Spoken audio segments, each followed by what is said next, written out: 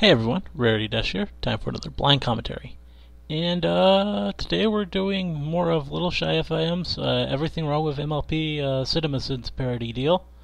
5 episodes again. So we have episodes 6 through 10 this time.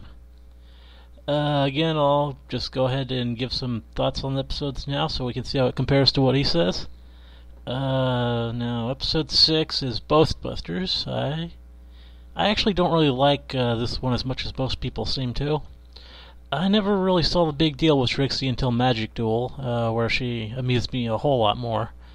Still, Trixie is the best part of the episode. Well, her and the Ursa Minor at least. Twilight is just kind of frustrating in the episode with how repeatedly they reiterate her worry about being judged. Also, yeah, Trixie is a performer, and so it's kind of weird for them to just get on her about boasting when it's her job. And there's also the whole thing UFP harped on, dealing with the show-off by also showing off, kind of hypocrisy. Also, snips and snails. So there's just a lot of problems with that episode. Dragonshy, though, that one is kind of cool for being a return to something more adventure-based, where it had all been pretty slice of life since the pilot. On first watch, I was pretty excited by it, but it's never really been a favorite. That said, I don't know if it does much outwardly wrong, though there are, of course, a few plot holes and stuff, like the often pointed out fact that the dragon seems to leave without any of its treasure, giving Rarity all kinds of opportunity. 8 is Look Before You Sleep. I like how, Griffin the Brush-Off, it really shows that the ponies are not all best friends yet. Rarity and Applejack's bickering, though, I suppose it does cross the line from amusing to annoying sometimes through it. Though mostly it's okay. For the most part, there aren't really too many big problems with it from my point of view, though stuff like the rather forced way Spike is written out of the episode kind of does stand out. Bridle Gossip. That's certainly one of the most memorable episodes of the season, and also probably one of the funniest. Flutter Guy is just hilarious and used perfectly, and the Twihorn, yeah, that's great visual comedy too. It's one I really like, so I can't really think of too much it does so wrong, actually. I'm sure he'll find some things to mention, though, and that horn probably counts as a sin just on principle. Finally, for this set, there's Swarm of the Century, I believe. The debut episode of my favorite writer, M.A. Larson. It's a pretty good one, too. Has a lot of manic craziness and just good comedy moments, and yeah, I don't know if it has too many big problems either. Well, okay, there's the one obvious thing that everyone talks about, Pinky. The lesson does lose some impact when you consider that she never ever tries to explain herself. That's about it for me, though, on that one. So yeah, that's about it. Let's get started. Okay. Everything wrong with Boast Busters in 3 minutes or less. Split. Magic's magic! Boo! First episode in the series in which both Pinkie Pie and Fluttershy don't have a single line. Theme. 25 different kinds of tricks and counting. Deja vu. But what if a unicorn's special talent is magic? Twilight is so meta. Typical stupid male stereotype.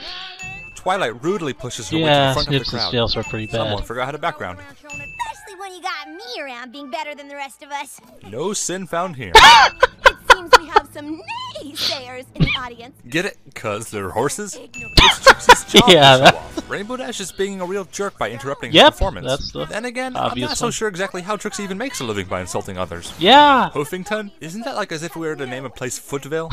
Oh.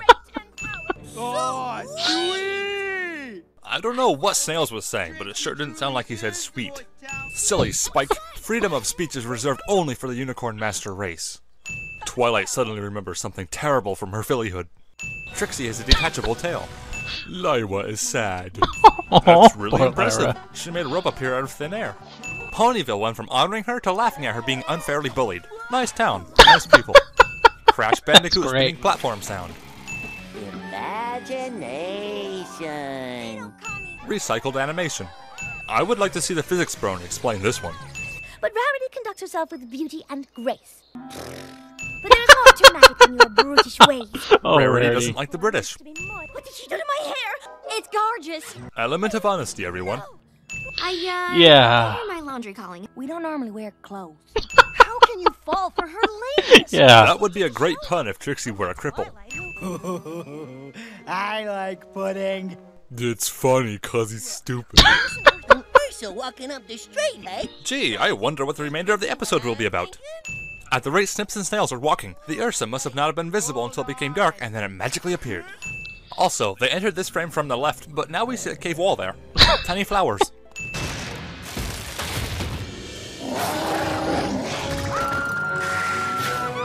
At least the Ursa is polite enough to patiently wait until they finish their conversation. Yeah? Stop goofing around and vanquish it, eh? Canadian. Budget can only afford to Canadian, smash yeah. one structure. It sounds like one of these ponies is yelling Stampede. I just made the whole story up to make me look better. Pretty darn Probably. guessed about the Ursa being in the Everfree Forest then. This loop of Rarity shouldn't have been in frame for this long. Yeah, it's fine. Never It's not noticed like any that. pony needed that water for drinking or anything. I may not Yeah. be a farmer, but I'm pretty sure this isn't how milking a cow works. Probably not. Lyra comes dangerously close to meeting her time-traveling self. That Ursa shrunk in size considerably. You don't mind my magic tricks? I thought magic was real in Equestria. Why refer to it as mere tricks? Derpy done gonna kill you in your sleep tonight. We deserve whatever punishment you give us.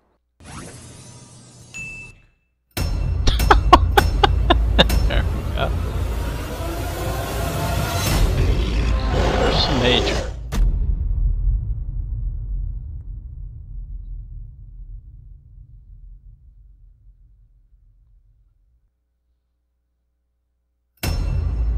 Now it's I time don't know for if it's up to the Dragonshy. task. Maybe. But Fluttershy murders 3 innocent worms. Fluttershy's cottage has vanished. How would you feel if you were a dude trapped inside this body whose name was Angel Bunny? This entire episode is actually one big ripoff of another episode from Samurai Jack. Okay, Theme. that's How can Rainbow interesting. Dash speak while still keeping count? Also, her counting isn't at all consistent with the actual bounces. This frame is absolutely terrifying. Great that he notices things like that. one for every pony in Ponyville. According to this 14-page, incredibly in-depth statistical analysis, that could be more than 4,000 balloons. Pinkie Pie's hair sure looks soft and poofy, doesn't it? Every pony looks terrified when Pinkie Pie points at them. They must fear that their number is up. Yeah? Rainbow Dash can fly while using one wing to hold a ball. Smoke That's is impressive. spreading over all of Equestria. Really? All over Equestria? That's a pretty large area. It's kind of hard to imagine one dragon snoring causing such an impact. Yeah, I It's one thing think to alert Twilight the might rest of the be main six, exaggerating but why there. does Twilight have to go into a perfectly peaceful area and try to spread panic about something out of every pony else's control? It's a good point. Rainbow Dash smears Bolivia's flag on her face. I'd be just as scared as Fluttershy if the door slammed shut like that all on its own. Most of the ponies accessorized solely for the montage. Yeah, I noticed that before. Saddlebags are inconsistent They're just- for the remainder of the episode. Wait, where did Ponyville go? Twilight's library overlooks almost the entire town. This map makes just enough sense to be recognizable, but not enough to actually be relevant to their location. This is obviously the Vashta Nerda. Fluttershy's reaction is an understatement. Wait, you've got 2 shadows. Fluttershy is a ninja. Seeing the disproportionate mountains from a distance is fine, but when you get this close to them, it just feels lame. This angle of ascent is ridiculous. Girls, this is no laughing matter. Twilight is such a hard flank. This map is completely covering Twilight's vision. Had she not put it away at that very moment, this episode could have ended a little bit differently. That's great. This should have come with a professional ponies do not attempt disclaimer. Rainbow Dash is facing this way now, but somehow gets turned around here. Where are you going, Dashy? The path goes this way. Don't say avalanche, don't say avalanche, don't say... Rainbow Dash needlessly dodges falling rocks for the fun of it while her friends are fighting for their very lives. How many times does Applejack have to save Twilight's life to lose the degrading title of Best Background Pony? Fluttershy seems awfully smug about causing that mild disaster. Rainbow Dash starts to help Rarity up, but then just gives up and flies off. Wait, That's not where very did every cool, pony- Over. Oh, there they are. Recolored bushes. The spirit of generosity's downfall is her own greed. This really wasn't that bright of Rainbow Dash. Yeah. There's great potential for the dragon to become enraged and attack the nearest village. Cartoony gag it may be, but Rarity was really the only one to get knocked over here. I always thought of the ponies as being colorful marshmallows, but they must be hard as a diamond to do this sort of damage to a giant rock. But that rainbow one kicked me. You can talk. Forget my life savings of gold and priceless jewels. Yeah. These ponies are bad That's flank. Some background artist sure got lazy obvious here. one I mentioned. How does Fluttershy put up with you? Not much differently, actually. Spike writes all of the words in the same spot like a broken typewriter, She's just 5 away from a new pony record. as opposed to the squirrel record, which is quite impressive. Yeah, new pony record. Doesn't really make a lot of sense. Okay, next one.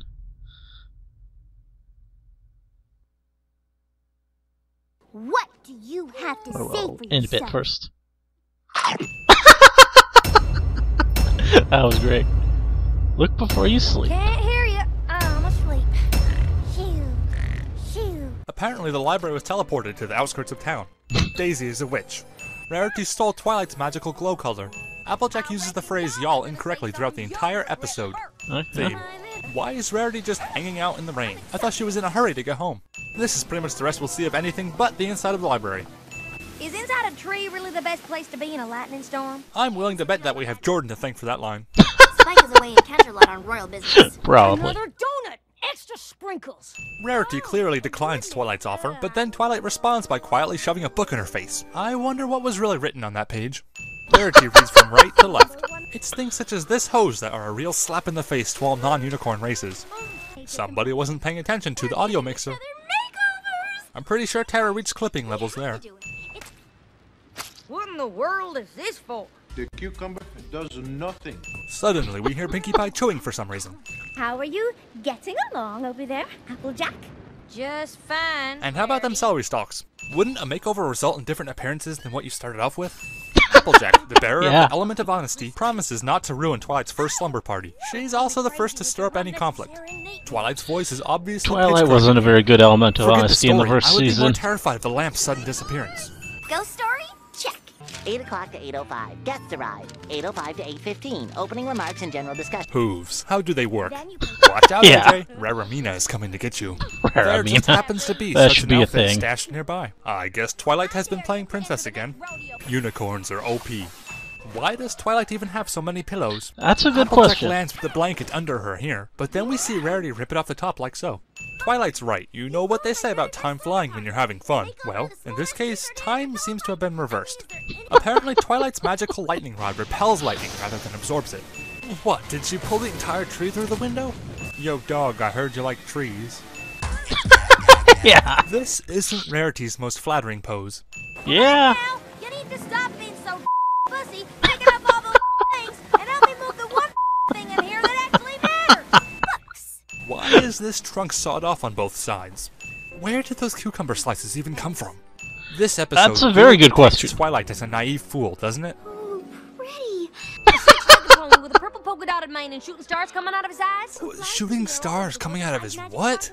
Oh, I'm much more sorry than you are. Are not. Are two. Are not. Are two.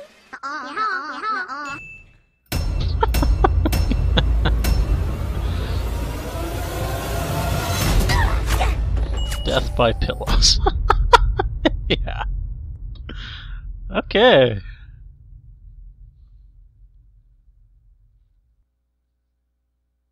It's that. It should be that. Bridle Gossip. Lens flare. Rainbow Dash must have gotten up early for once and cleared all the clouds away. Or maybe one of the many other weather ponies actually did their job. Abusive alcoholic. Is it zombies? I hate it when everyone turns into zombies. I would be startled by tailless Fluttershy too. Wouldn't these bracelets seriously impair mobility? If Zecora had only good intentions, why would she wear such suspicious clothing and do this? Theme. Did you Yeah. see Zecora? Apple Bloom, I told you never to say that name.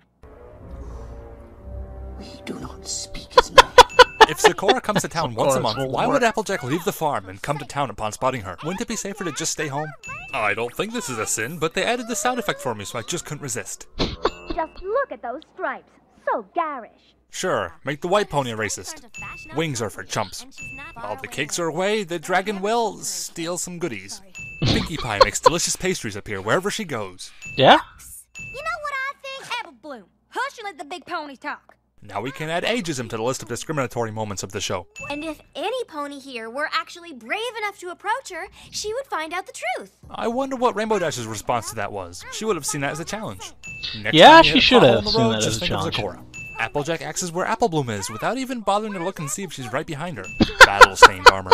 Twilight's little speech about curses not being real doesn't make much sense. Curses have always been a part of the pony world, and it probably wouldn't be any harder to perform than any other spell that causes some sort of harm on a pony. Twilight is unable to use her magic, but is still somehow able to levitate this brush. Oh yeah, Nightmare that's true. Apple Bloom tries to remedy the effects that wandering off into danger had on her friends by wandering off into danger yet again. Gotta stay here and look for a cure. Ironically, he does have the cure. It's right in front of him. Now, Applejack, now is not the time to lose your head. Apple Bloom left her sister stranded and alone in one of the most dangerous places in Equestria. Yes, Applejack he did. completely defies gravity. If the forest is a dangerous and rarely explored area that every pony tends to avoid, how do they even know where Sakura lives? That's a very good question. Everything is pointing to Sakura being bad. She is a witch. She looks like one. How could Sakura possibly not see the ponies? When the zebra's in the zone, leave him alone. This door opens 3 times, but not once do we see any pony shut it. Applejack jumps onto Sakura, but then suddenly reappears on Rainbow Crash. Sakura sent Apple Bloom out into the forest all on her own. Does this face look like the face of someone who is innocent? Trixie is everywhere. Either Rose is a witch, or there's a friend inside with impeccable timing. Hey, where did Pinkie... Oh, crap, she's on the ceiling again. I hate it when there's peas in the pool. She knows. That face.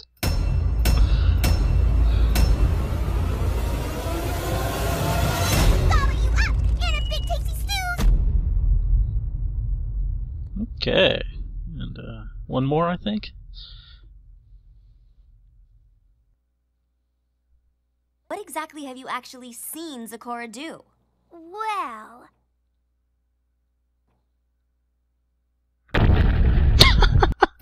Okay. Swarm of the century. In 3 minutes or less. believe what I found at the edge of the Everfree forest. Fluttershy decapitates innocent flowers. Theme. This would be an awful lot easier if there weren't 2 of us here getting under each other's feet. He did say feet after all. Had he said hooves, Twilight might have been much more likely to catch his hint. Sometimes I get the feeling that the show is just one big villain origin story for Spike. Lyra is overly fascinated by a few flowers. Terry Berry has a right to be upset. A unicorn should really handle all work involving handles. We couldn't fit it all in. The show's script editors in a nutshell. Maybe if you stare at the well long enough, water will come out. I get in trouble for opening a bag of chips before the guests arrive. Just look at what Pinkie Pie gets away with. Yeah, wonder how exactly she is even this keeps her giant hat job. for? Twilight traded her pink The Paris giant Sprite for a yellow one. I watched him sleep in bed at night. It's not creepy. Love that Twilight FIW. managed to fall off the middle of her bed. Nighttime? Daytime. This Paris Sprite is having a bad day. Horses share certain similarities with cows in regard to this scene. Leave it to Rarity to form a Paris Sprite sweatshop. Twilight must be a hologram because Rarity leaps right through her. Rainbow Dash is constipated. Celestia's mane has cut her in half. If ever an episode supports the best background pony motif, it's this one. I like to think that the Paris Sprites are just playing along. Why else wouldn't they scatter and fly off? Yeah? And the Katamari. Tribbles. Where did they come from? Time to take out the adorable trash. Garbage day! Rainbow Dash's goggles disappear. Oh, when Pinkie Pie makes a mistake, she gets pretty harshly scolded. They didn't seem to care nearly as much when Fluttershy doomed the entire town with their selfish Yeah, greed. that's a good point. I'm not the ruiner. I am the ruinee. Ruined. Or is it ruin us? Ruined. Ruinette? Ruined. No, not Liwa's pie. Spell to make them stop eating all the food. Right. Every unicorn has that one in their spellbook, right next to a styling of mad gorilla's hair and moving stripes from a purple zebra. It's pretty Looting ridiculous. In a time of others' distress. They're eating the worms! What? Twilight Yeah, opens that the door doesn't make so any fast sense. she leaves her shoe behind. Zecora is an awesome character with a lot of potential. It's a shame that she's mere filler in this episode. I didn't know buildings could be suicidal. What did Pinkie Pie need the maracas and flute for? Yeah. World may never know. Inconvenient Dashy. Rainbow Dash doesn't look very happy to see Celestia. You've come to the wrong neighborhood. So, how was the trip? It was pretty rough. Along the way we hit 5 birds. They're not that adorable. You sit on a throne of lies. Terribly honored that you and the good citizens of Ponyville Rainbow have Dash. organized a parade in honor of my visit. Yeah, she's totally trolling. Celestia knows what's up. Of course. Tried to tell you. No, actually, Pinkie Pie never made any valid attempt to... Yeah, there we go. Pinkie Pie doesn't actually use the trombone as part of her plan to rid the parasprites. That means she planned for this exact ending. There we go. Polka music.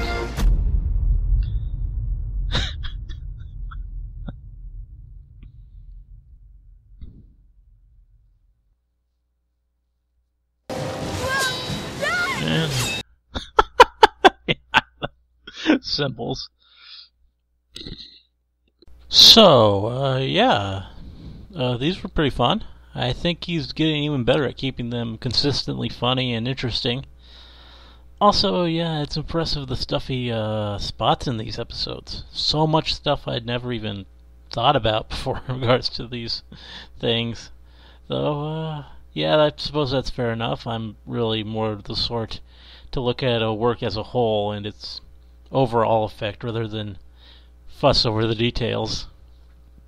Glad this guy isn't the same way, though, as there is really a great amount of humor to be found in looking at it from this angle. These were great, and I'm eager to continue with the series. I don't think there's that much more to say now that I really have a feel for it, though, so I'll just leave it at that. Hope you liked the commentary. Let me know if you did, and see you in the next one.